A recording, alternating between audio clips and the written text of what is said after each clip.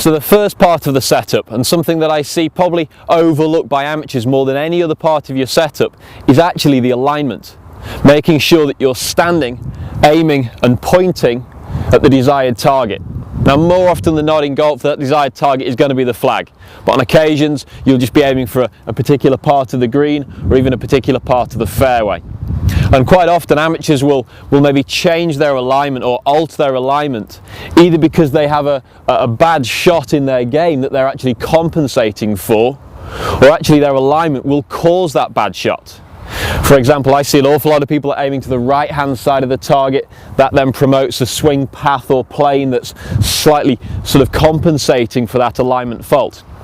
Other people have a fault in their game. They might slice the golf ball, they then set it way down this side, which actually encourages them to increase that fault. They're allowing for that fault, so that fault gets worse over time. So one of the things that I'd like you to really have a good close look at is where you're aiming. And don't think this doesn't apply to yourself and think, well, I point in the right direction because my ball sometimes lands on the green.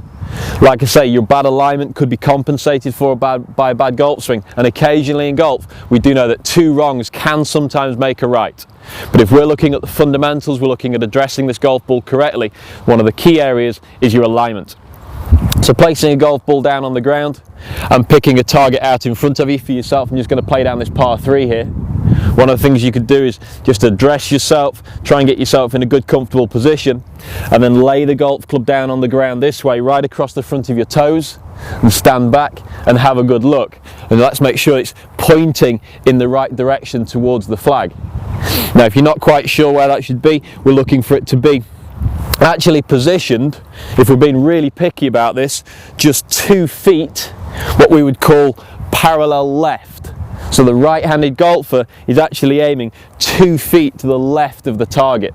Now that might not seem overly relevant when we're talking about a long distance shot, but if I was aiming, let's say, just for something on the ground here and I was taking a putt, you could see how I wouldn't actually be aiming directly at the same target. I would be aiming parallel left, almost like 2 train lines running off into the distance.